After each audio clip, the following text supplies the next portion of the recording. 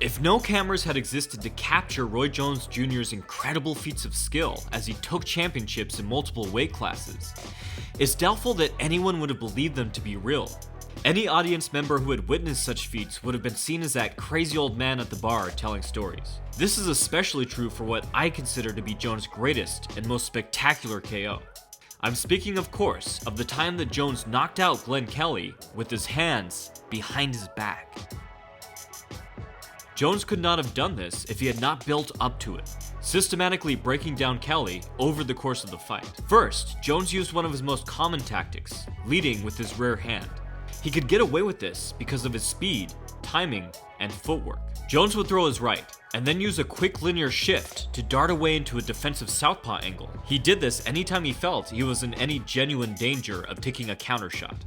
As Jones led with his right, he either targeted Kelly's head or body. Defending his head or his body was the first quick decision that Kelly would have to make every time he saw Jones flare his rear arm, but Jones would soon pile on more. Jones flared his rear arm again, but then shuffled in with the lead hook instead. Now Kelly had yet another variable to factor in. Was Jones going to use a rear to the body, a rear to the head, or a lead to the head, or a lead to the stomach? Now Kelly had to worry about 4 potential KO shots, all from the same setup, and unfortunately for him, Kelly made the wrong choice in the third. Jones connected with a vicious uppercut to the chin, dropping Kelly. Kelly got up and made it to the bell, and so Jones continued his onslaught for several more rounds. In the 6th, Jones used a lead hook to the body twice in a row, and Kelly defended wrong twice in a row.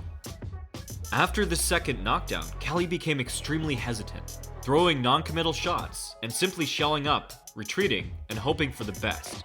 Perhaps he hoped to simply survive until he could get his legs back under him.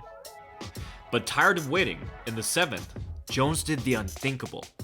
He stuck his chin out and put his hands behind his back, inviting Kelly to attack. Unfortunately for Kelly, he accepted that invitation. Jones slipped Kelly's jab, but it wasn't the exact angle he was looking for. So, Jones stuck his head out further to draw even more punches. Kelly again took the bait, and Jones' hook lashed out from behind his back. Kelly once again attempted to shell up, but, once again, it was to no avail. While it was true that Kelly was beat down and most likely still stunned, a large part of Jones' terrific knockout must have had to do with Kelly's inability to process too many threats at once.